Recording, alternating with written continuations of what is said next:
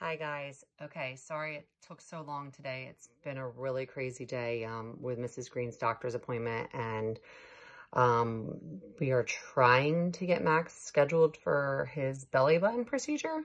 They want to do it this Monday, so Mrs. Green has to do a lot of testing and things for him, talking on the phone with doctors, so it's a little crazy today. So anyway, I'm going to do this in probably a couple of videos. I don't think it'll all turn out in one. So just pay attention to what lesson I am talking about when I go over some questions that are on some of these lessons on Zearn. Okay, so I'm going to flip it around. And the first thing I'm going to go over is, I'm going to do this guy first.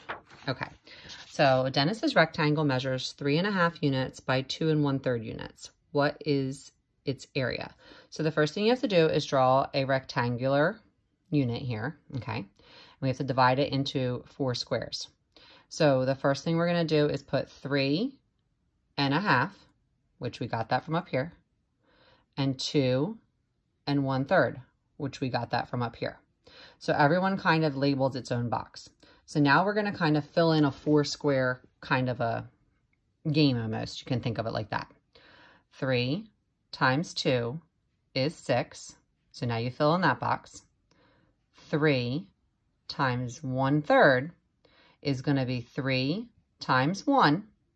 That's 3. 3 over 3. Remember, when we're multiplying a whole number and a fraction, we only multiply the whole number with the numerator, and you put it over the denominator that was in the fraction. So 3 times 1 is 3 over 3. Down here, we're going to do 1/2 times 2. So we're going to multiply 2 times 1, that's 2, and we're going to leave it over 2. Here, we're going to do 1/2 times 1/3. Now for this one, we're going to multiply the numerators. 1 times 1, that's 1.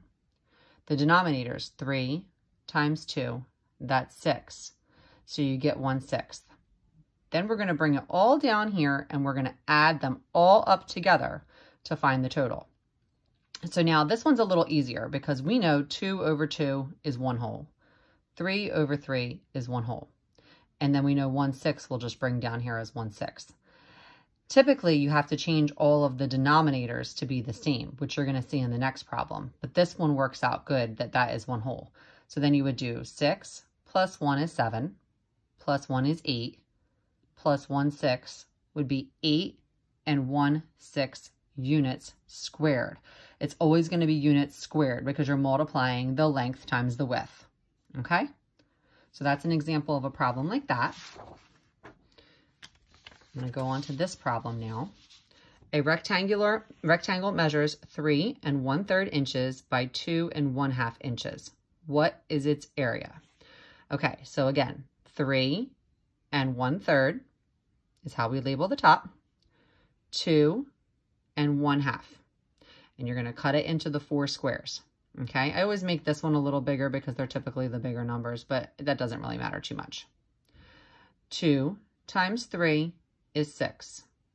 2 times 1/3 is 2 times 1, 2, over the denominator of 3. The denominator stays the same.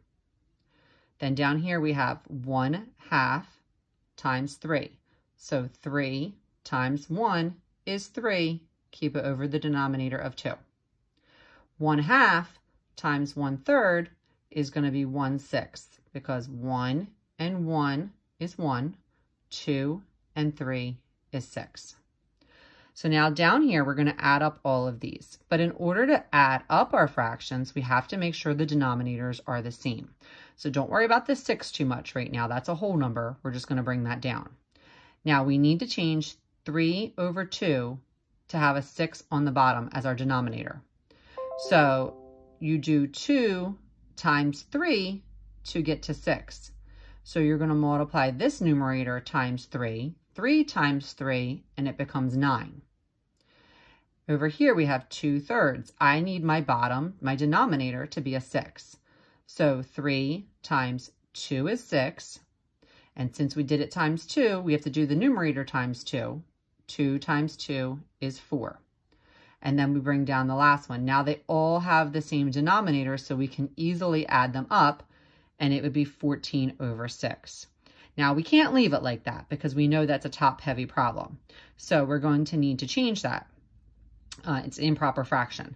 So we're going to look down here and we're going to think to ourselves, how many times does 6 go into 14? So 6 times 2 is 14. 6 times 2 is 12. That leaves me with 2 left over. So it's going to be 8 because I have 2 whole that I'm taking out of here and putting with the 6. So my whole number is now going to be an 8. And I had 2 left over, so 8 and 2 6. But we know we can go lower and simplify that to 8 and 1/3, okay? And when I put this into Zearn, it liked that 8 and 1/3. So you could even try and put this one in, and if it says no, check to see if you can make it a little bit reduced, simplified, okay? So that is from lesson 11. Now I went on to lesson 12, and it looks very similar, so we're gonna take a look. So it says a rectangle measures 2 and 1/3 inches by 2 and 2/3 inches. What is the area? Which model correctly represents the rectangle? So this was the first part. So we're going to look at our choices. We have this one says 2 and 1/3. That's good. And then 2 and 2/3. That's good. So this looks pretty good, but I'm going to make sure I don't like the other ones better. So this is 2 and 2/3. Okay. But then it just has a 2 up here, so we're missing that second fraction. So this is not good. Plus, we know it has to have the 4 squares. So definitely not good for the second choice. Let's look at this last one. This one has both fractions at the top. That is not correct because you have to keep the unit together. So it has to be 2 and 1/3, 2 and 2/3. So we're going to go with that first option. And again, this is on lesson 12 Zearn. So it's kind of similar to what we just did in 11. So let's take a look at this. So I'm going to click that and enter, and it says we got it right. Move on to the next one. So now it wants us to fill it in. So again, it wants us to fill in our partial products. So 2 times 2 is 4. So we're going to go ahead and put 4 in there. Check to see if that's right. Perfect. Excellent. Then we're going to move on to the fraction. 2 times 1/3. So again, remember, we're going to do 2 times the numerator, 1, so it's going to stay a 2. And then the bottom, our denominator, is going to stay a 3. Perfect. Good work, it says. I love how this program tells you good things. Okay, then we've got 2 times 2/3. Go to the next one. So we're going to do 2 times 2 is 4, and we're going to keep our denominator the same as 3. Perfect. And then the last spot, we have 1/3 times 2/3. So we're going to do 2 times 1, that's 2. And 3 times 3, that's 9.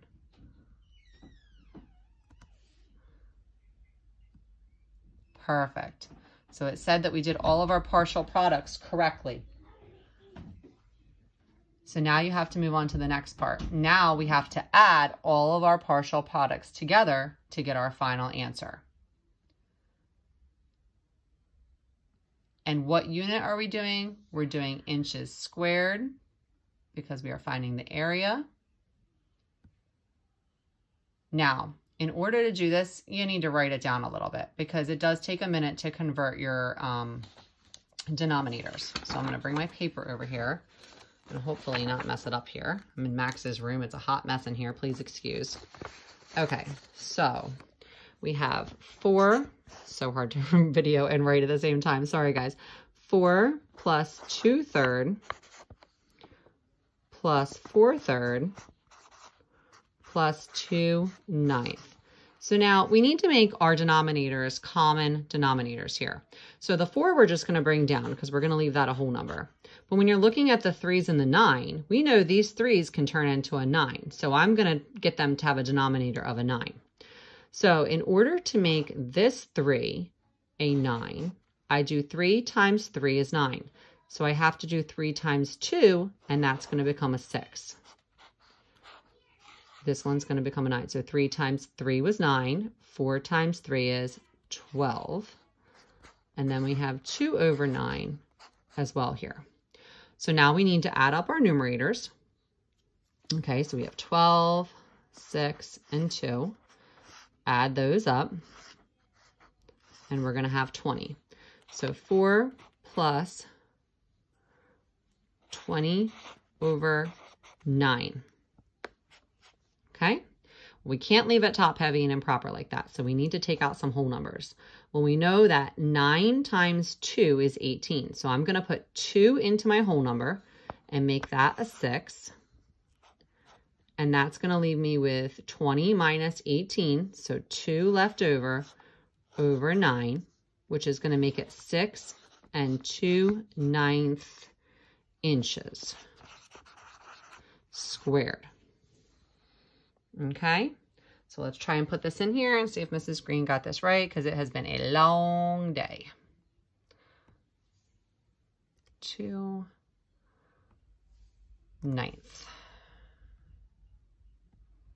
Oh, thank goodness. I was worried. Okay. All right, so then it takes you to the next level. This is the Tower of Power for lesson 12. It might be different problems for you. I notice when I come on here, it changes the numbers all around every time. So now this one I wanted to show you. It says to label it correctly. So a rectangle measures 2.5 inches by 1 5/16 inches. What is its area? So it wants us to label it. So label the side length to show that 2.5 inches total. So you would put the whole number of 2 here, and you would put the 1/2 there to label that box. And then it wants us to label the length to show 1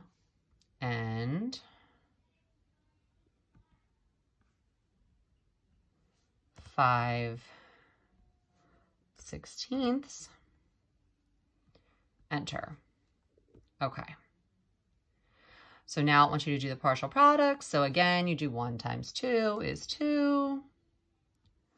1 times 1.5 is going to be 1 times 1.5, which that makes sense because any number times 1 we know is itself. And then we have 5 times 2, which is going to be 10. And 16 times 2. Why is Mrs. Green? I'm so tired right now, guys. 32, yeah. Just want to double check myself because I don't want to look like a crazy person. No, you know what? I know what I did there because I'm not teaching myself here. Okay, so 5 times 2 is the 10, but we leave it under the same denominator of 16, so 10/16. And then, because we did a whole number and a fraction, now we're going to do a fraction and a fraction. So here's where you're going to multiply your numerators, multiply your denominators. So 1 times 5 is 5, and 2 times 16 is going to be the 32. Let's see if we got this right. Excellent. So then now you would be inches squared again, because we're multiplying for area. And it wants a final total. So again, we are going to come over here, going to have to do a little bit of work. I'm going to flip that paper over. So we need to add the whole number 2 plus 1/2, because we're adding, you're adding everything that's in your boxes, your partial products. So 2 plus 1/2 and 10 over 16 plus 5 over 32. So all of this can go into 32. So that's what we're going to try and get our common denominator to be. Okay, so bring down our whole number. And what times what is going to be, 2 times what is going to be 32. So that would be 16. So 2 times 16 is 32. 1 times 16 is going to be 16. And then here, 16 times 2 is 32. So 10 times 2 is 20. And 5 over 32, bring it down. So now we're going to add our numerators. So you're going to add 20 16 and 5, 11, 2, 3, 4, 41. Okay, so 41 over 32, bring down the 2. So we know we can't leave this improper, so you know that's only going to go once. So we're going to take 1 and make the 2 a 3, because we're adding a whole number to it. And then you got to do 41 minus 32. Borrow from here. So 11 minus 2 is going to be 9. So 9 over 32. And there is no other way to simplify that. So 3 and 9 over 32. Because 32 can't be divided by 3 either. I'm pretty sure I have this right. Let's take a look. 3 and 9, 32. Excellent. I was worried about that one, guys, because I'm thinking there's got to be a way to simplify, but there wasn't, because it wasn't, if it was an 8, that would be great. It definitely wouldn't simplify, or another number. So that's definitely the answer for that one. And then it's just going to keep going on and keep climbing. All right, so that was a video to help you with lesson 11 and 12 on Zearn. In a few minutes, I'm going to try and load a video to help you with lesson 13 and 14. I hope that this is helping. Sorry, I'm just now getting it out to you. I'm going to be really easy on you guys when I do the little edge elastic for tomorrow. No stress.